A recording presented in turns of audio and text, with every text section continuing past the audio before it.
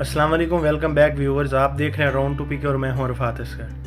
Viewers, आज हम बात करेंगे ईरान के ऊपर कि ईरान के पास ऐसी कौन सी ताकत है जिससे अमेरिका और इसराइल कांप रहा है। अगर आप लोगों से ये सवाल किया जाए कि अमेरिका और इसराइल का सबसे बड़ा और सबसे ख़तरनाक दुश्मन कौन सा है, तो यकीनन आप लोगों का जवाब होगा कि ईरान, क्योंकि इस बात में कोई शक नहीं कि ईरान ही दुनिया का वो अकलौता मुल्क है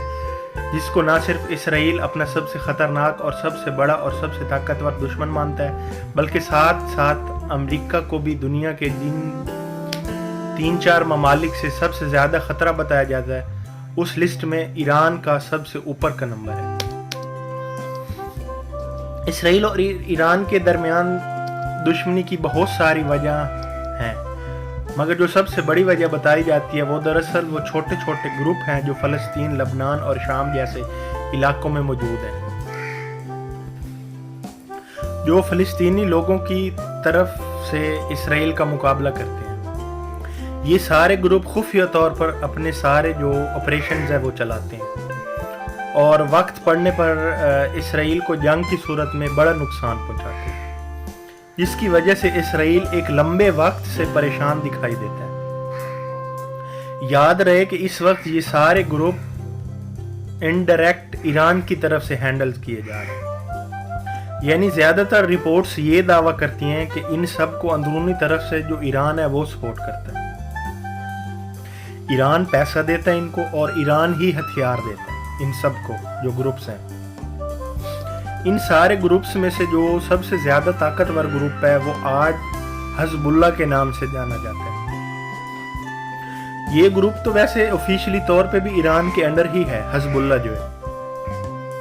और ये ग्रुप इतना ताकतवर हो चुका है कि जो इसराइल है डायरेक्ट इसके साथ किसी जंग में कूदना नहीं चाहता, और ये बात पिछले 4 महीनों से साबित भी हो चुकी है, क्योंकि इसराइल जानता है कि हार और जीत जो है ये तो बाद में तय होगी, लेकिन जो हज़बुल्लाह से जंग करनी है इसका मतलब भारी नुकसान उठाना है इसराइल को। हार जीत तो जिसके खाते में जाएगी वो बात का मामला है, लेकिन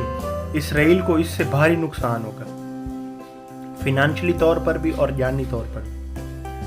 रिपोर्ट्स के मुताबिक ये हज़बुल्लाह और जो भी छोटे बड़े ग्रुप्स हैं, इस वक्त ये इतने ताकतवर बन चुके हैं कि तारीख में पहले कभी इतने ताकतवर ये ग्रुप दिखाई नहीं दिए। और इसकी जो वजह है वो साफ है, क्योंकि ईरान खुद भी इस वक्त तारीख में सबसे ज़्यादा ताकतवर बन चुका है, ताकतवर तरीन। और जैसे जैसे ईरान ताकतवर हुआ, जो ईरान के साथ लिंक्ड ग्रुप हैं वो तो जाहिर है खुद ही ताकतवर हो गए। ईरान को लेकर इसराइल की परेशानियां उस वक्त भी तेज़ी से बढ़ने लगी जब 2-3 साल पहले ये खबरें आई थी कि ईरान अपने न्यूक्लियर प्रोग्राम पर बड़ी तेज़ी से काम कर रहा है, यानी कि ईरान बड़ी तेज़ी से ये कोशिश कर रहा है कि वो भी एक एटमी ताकत बन जाए, और यही वो चीज़ थी जिसने इसराइल को पूरी तरह से हिला के रख दिया, क्योंकि ईरान ही वो वाहिद मुल्क है जो ओपनली इसराइल को अपना दुश्मन मानता है पूरी दुनिया के सामने, और ओपनली ये भी कहता है कि ईरान का ये सबसे बड़ा ड्रीम है कि वो इस दुनिया से इसराइल को मिटा के ही सांस लेगा, क्योंकि ईरान का ये मानना है कि इसराइल नाम का तो कोई मुल्क है ही नहीं, ये तो सिर्फ एक गिरोह है जो फ़लस्तीन के कुछ हिस्से के ऊपर कब्जा करके बैठा हुआ है और उसको इसराइल का नाम दे रहा है अपना अलग मुल्क बनाने के लिए। तो अब जाहिर है जिस मुल्क का मानना ये हो कि वो इसराइल को इस दुनिया के नक्शे से ख़त्म कर देगा और साथ में वो एटमी ताकत भी बनने वाला हो, तो उससे सबसे ज़्यादा डर इसराइल को ही होगा जिसके वो ख़िलाफ़ हैं, यानी कि जिसको वो अपना दुश्मन मानते हैं, और उनका मकसद सिर्फ यही एक ही मकसद है कि हमने इसराइल को इस दुनिया से ख़त्म करना है, नक्शे से बिल्कुल मिटाना है इसराइल को। और दूसरी बात जो इसराइल के लिए इसराइल को परेशान कर देने वाली है वो ये है कि उसकी जो मुल्क है वो बिल्कुल छोटा सा है, यानी कि इतना जो एरिया है वो उसने नहीं घेरा हुआ। ये इर्द गिर्द के जो ममालिक हैं, मुस्लिम ममालिक हैं, उसके वो बिल्कुल दरमियान में है और छोटा सा मुल्क है वो। اور یہ بھی کہا جاتا ہے کہ کسی بھی ساتھ والے ملک نے مطلب جو ملک ہے اسرائیل کے ساتھ، اس میں اگر کسی اور ملک نے بھی ایٹمی حملہ کیا تو ساتھ میں اسرائیل بھی رگڑا جائے گا. مطلب اگر ساتھ میں کسی ملک میں بھی جنگ ہوئی تو اس کا نقصان بھی اسرائیل کو اٹھانا پڑتا ہے. شروع سے اب تک تاریخ میں اسرائیل نے کئی جنگیں لڑی ہیں. شروع سے مطلب یہ جنگیں لڑتا ہے، تو جس کے ساتھ بھی اس کی جنگ ہوئی ہے سامنے والے ملک ایٹمی ملک نہیں تھا، اس کے پاس ایٹمی طاقت نہیں تھی. اس کا فائدہ ہوا ہے اسرائیل کو. یہ پنگا بھی اسی ملک سے لیتا ہے جس کے پاس ایٹمی طاقت نہیں ہوتی. اور اگر ایران کے پاس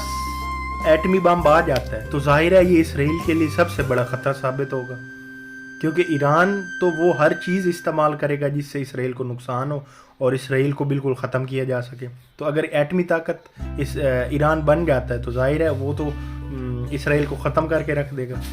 اور یہ بتاتا چلوں کہ جو خود اسرائیل ہے وہ بھی کوئی ایٹمی طاقت نہیں ہے. اور ریسنٹلی ایران میں سے آئل اور یورینیم کے خزانے ملے ہیں، یعنی کہ ایران کی زمین کے اندر یورینیم کی ایک بہت ہی بڑی تعداد موجود ہے.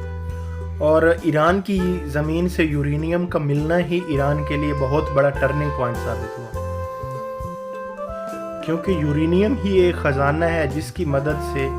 نہ ہی نیوکلیئر پلانٹ چلائے جاتے ہیں بلکہ اس سے نیوکلیئر ہتھیار بھی بنائے جاتے ہیں. یعنی کہ یورینیم ہی وہ چیز ہے جس سے سارا جو نیوکلیئر ہے اس کا سسٹم چلتا ہے. کیونکہ اگر کسی ملک پر پابندیاں لگا دی جائیں تو وہ کسی دوسرے ملک سے یورینیم بالکل ہی خرید نہیں سکتا.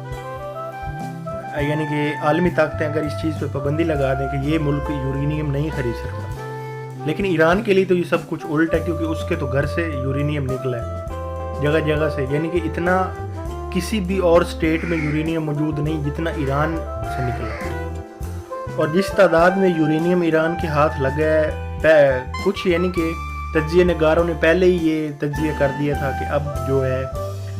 سب سے زیادہ خطرہ اسرائیل کو اور امریکہ کو ایران سے ہے. کیونکہ ظاہر ہے یورینیم میں ہاتھ لگا ہے تو انہوں نے نیوکلیئر پر کام کیا ہوگا اور نیوکلیئر ویپن جو ہے ان کے پاس وہ کافی تعداد میں موجود ہوں گے. تو یہ کہنا کہ ایران ایک ایٹمی طاقت ہے، اس سے مطلب یہ کوئی غلط بات نہیں ہے، نہ کوئی جھوٹ ہے. نیوکلیئر اس سے بہتر ہے، جو یہ اگر استعمال کریں تو یہ اسرائیل کو بالکل اس دنیا سے ختم کر سکتے ہیں. بات کر لیں اگر ریجنل پاور کی تو مڈل ایسٹ میں ایران سب سے آگے ہے اس چیز میں بھی.